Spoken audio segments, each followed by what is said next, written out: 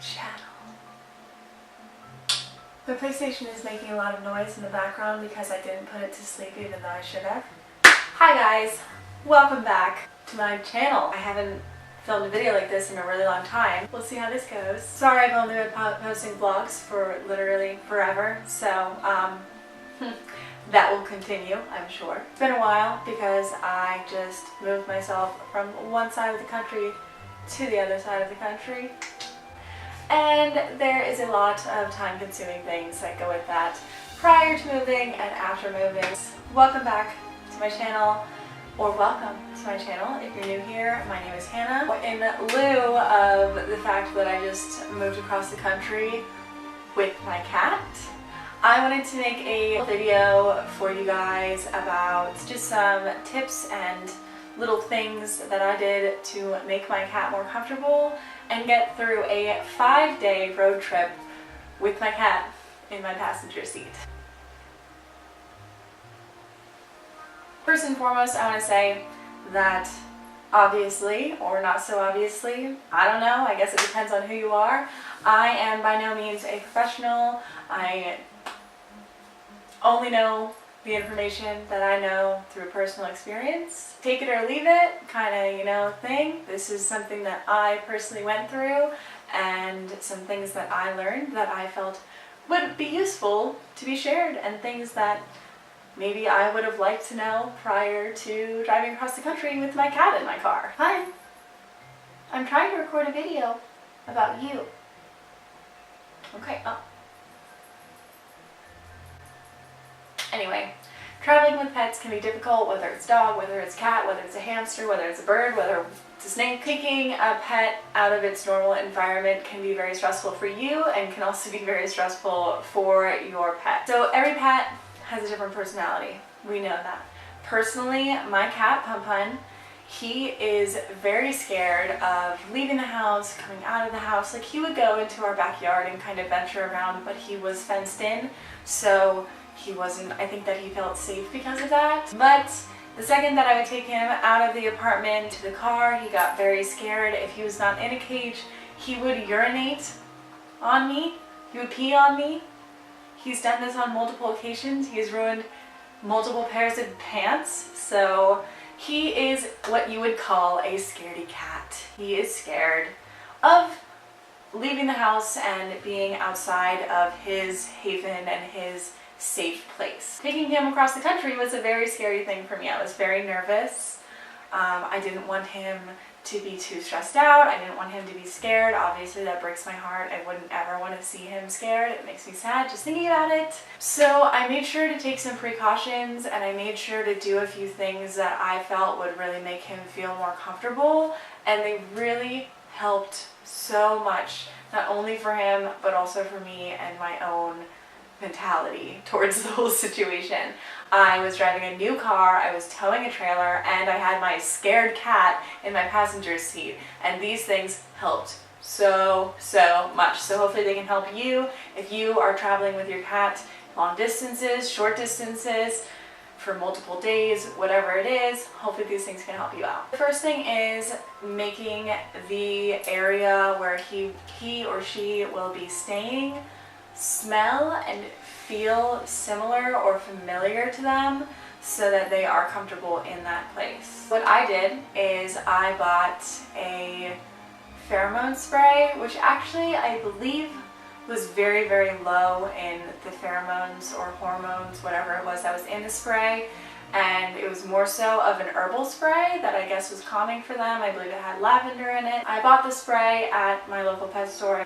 I think it was PetSmart for around $12, $13, and it came in a bottle. I definitely still have it somewhere, but in the process of moving, I don't know where any of my belongings are, so we're working on that. I'll put a picture right here for you of the exact one that I bought that actually worked really well. I also bought a covered cage for him. I had a metal one, and he could see outside and see the window, and whenever he would look out the window, he would get really anxious, he would get really stressed out, and he would start to pant. I would usually, if I was taking him to the vet or something, I would put a blanket over it and then he was okay.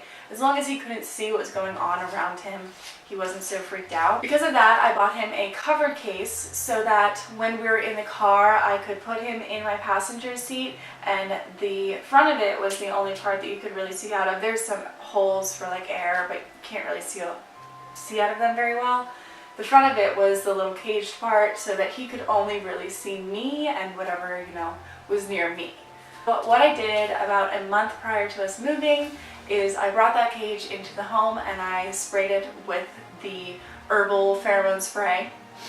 And I also begun to spray the car with the herbal pheromone spray so that once he was put into the vehicle, then he could have some comfort and know that this is something that he felt comfortable with before and can feel comfortable with while we're traveling. I put some of his favorite blankets and toys and things inside of the cage while we were still living in Pennsylvania, and immediately he went into the cage and he loved it. Like, he would sleep in there all the time, even though he had a whole house to sleep in. He really liked being in there. I think because it was covered, cats like to be in covered areas because I guess naturally for hunting purposes. So he really liked it, which was a huge relief for me. My roommate also brought her cat with her, but he was in her car and he was not in a cage. He was just on a harness and he did perfectly fine on harness, but he did have blankets and things from her bed that he laid in or kind of like cuddled underneath and like hid his face under, and he was comfortable like that. So every pet is different, like I said before. Everybody has a different personality. So not everything that I do is going to be perfect for your pet, and not everything that you do for your pet is going to be perfect for my pet. But I think that my cat is pretty typical when it comes to his level of fear. So the next topic that I want to go over real quick is litter boxes and using a litter box during your travels. I thought that I might be able to get him to use his litter box while we were traveling. Each day that we traveled was anywhere between like 9 and 11 hours, and it made me nervous because I wanted him to be able to relieve himself, because obviously that is really stressful to not be able to use the bathroom. And I didn't want him to go in his cage because it would smell and it would be hard to clean, especially when we're traveling. So I really wanted him to be comfortable and be able to do that. Did think that he would use his litter box while we were traveling, and he did not. He refused to come out of the kennel until like the very last day of traveling. He wouldn't come out. He was too scared. So he was very comfortable in his safe zone, which is good, and I'm glad that I was able to provide that for him because he was familiar with the scent, which is really, really important. It smelled like me and our home, and it also smelled like that pheromone herbal spray that I had purchased prior. And it also had the feeling of the blankets and his toys and things like that inside of his kennel, so he was safe there. So he did not want to leave those. Even after 10 hours of driving, he did not want to use his litter box in the car. I think because the second he would see anything outside of his cage, he was like, nope, this is not for me. We did not use a litter box, and I had it available for him, and I would still let him to try to come out and stuff. He didn't come out of his kennel until we were like an hour away from our new apartment. Definitely have a litter box available for your cat if they are a frequent user of litter box. They might need it and they might be more comfortable and they might be able to use it, but also be aware that most cats will hold their pee and poop and they won't go until they have that litter box available to them, unless they're really scared. Then they might have an accident. But he was perfectly fine.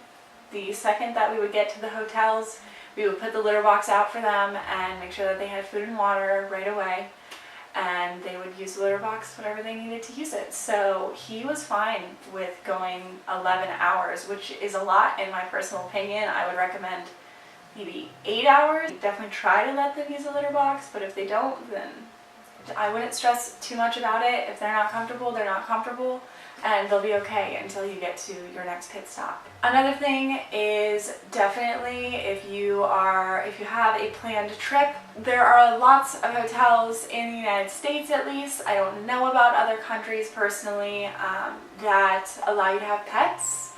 And we planned our trip and we planned all the cities that we were going to be stopping in, and then we looked for hotels, motels, etc. in those areas that allowed for pets. Some of the hotels did have like an extra charge or a fee per pet. Sometimes it was just if you had a pet, and some of them didn't have extra fees if you had a pet. Definitely make sure that you read reviews and make sure that none of these reviews say anything about fleas or ticks or bed bugs, etc., because you don't want, first of all, you don't want to be in that situation, and second of all, you do not want to put your pet in that situation, especially if you're moving to a new place. You don't want to arrive and have a flea infestation in your house, because that sucks. I definitely recommend checking out all of your hotels and making sure that you reserve hotels at each spot that allow pets, they have good reviews, and your pet will be comfortable there. I made sure to bring enough canned food for him because I didn't want him to consistently have food and water, especially water, because it'll splash around in a moving vehicle. I didn't want him to have to use the bathroom constantly since we were traveling, and I also wanted to make sure that he wasn't making a mess in there and that he was comfortable. My cat only gets wet food on a special occasion, so that for him, he really, really likes it and he'll definitely eat it. I don't know if I would have given him dry food in the car, if he would have been even interested really in eating it. Giving him the wet food was almost like a treat for him. So he, not only was he hungry, he immediately knew that he enjoyed that and wanted that. So my little trick or tip for this is that if your cat is not getting enough water, which is extremely important because your cat will get dehydrated not consuming water frequently in the vehicle, wet food is really great because as he was eating the wet food, I would take it and I would pour some of my water from my water bottle into the wet food, and I would just stir it up, let him eat a little bit more, put some more water in it, stir it up, let him eat a little bit more, and that would be able to keep him hydrated and also satiated so that he wasn't hungry and he wasn't getting dehydrated. And on top of that, he loved it and he would eat all of it. I think that this is my final point, is to bring some treats or snacks that your pet likes, and something that they're familiar with, maybe a little bit of catnip if they like catnip, just to kind of calm them and soothe them if they're stressed out. I know being in the car for that long of time, Pun would get stressed out pretty frequently, and then he would calm down, and then he would get a little bit stressed out again, and then he would calm down. And I know that talking to him and kind of petting him like through the cage, or just putting your hand in there while you're driving, just to give them that sense of touch and smell that they're comfortable with and familiar with, will soothe them so that they're not so stressed out. One more thing is that I read a lot online about how you should take their water away from them and take their food away from them so that they like a certain amount of time prior to being in the car, because then they won't need to use their litter box while you're driving. I personally did not do that. I didn't want to restrict that because his diet was already restricted during the day, and he was perfectly fine. So I don't know whether or not your cat would be fine, but you kind of have to just kind of feel it out and know your cat's personality and go from there. Those are just a few things that I did and I learned while traveling from literally one coast to the other coast, and on average about 10 hours a day for 5 days I was traveling with my cat, and it went a lot better than I had personally expected. So I just hope that these little tips can help you guys out. If you have any questions, feel free to ask me. Here we are, we're in our new home. My cat is happy and healthy, and yeah, we're enjoying our new life here. So, what are you doing, Stink? Come here. Thank you for watching. I hope that you guys enjoyed. I hope that this can help you out. And of course, if you guys have any questions, feel free to comment below. Feel free to contact me. I don't mind answering. And yeah, I will be filming more videos soon. So thank you for watching, and I'll see you guys soon.